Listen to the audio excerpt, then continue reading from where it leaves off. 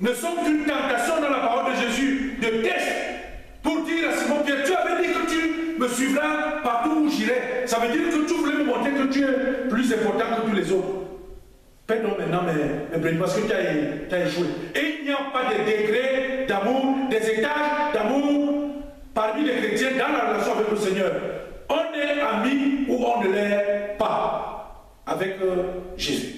Il n'y a pas un ami supérieur, un ami inférieur, l'autre à 10%, l'autre à 20%. Nous tous, nous sommes égaux dans notre rapport à Jésus. Dès qu'on dit ami, cela veut dire ami. Cela nous interpelle, bien aimés dans le Seigneur, pour le quotidien, dans notre vie communautaire et dans nos vies respectives, chacun.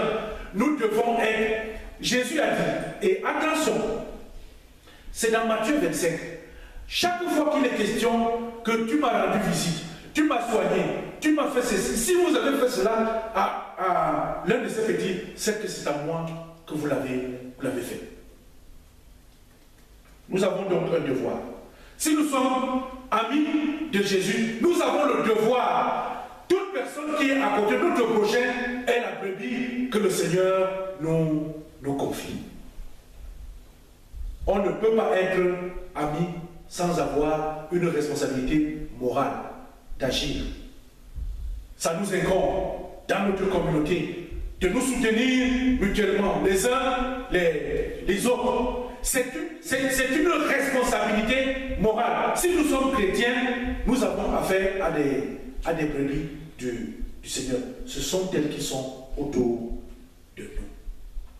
Bien-aimé, il lui dit pour la 3e fois, Simon, fils de Jonas, m'aimes-tu? Pierre fut attristé. Pierre fut attristé. Je me suis posé la question et je me suis reposé après la question. Si une femme demande à un homme, m'aimes-tu?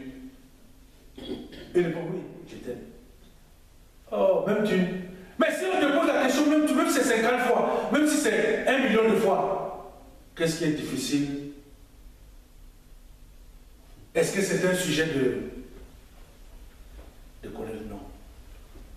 Quand on te demande si tu aimes, quand tu aimes, tu dis juste oui, je t'aime. Il n'y a pas à avoir de colère. Si on se met en colère, ça veut dire que quelque part, comme Simon-Pierre était attristé parce qu'il avait les réminiscences lui-même de la situation antérieure. Mais quand on n'a rien fait, m'aimes-tu? Oui, je t'aime. Un point, un trait. Bien-aimé dans le Seigneur, quand tu aimes, tu agis. L'amour provoque l'action. On aime faire pour l'autre parce qu'on l'aime. Jésus, lui, nous aime. A-t-il enseigné que malgré nos fautes, il n'a pas confié les brebis à des gens qui étaient saints. Il a pris ces brebis, il les a confiées à quelqu'un qui a eu à le réunir 3 fois ici. Quel exemple!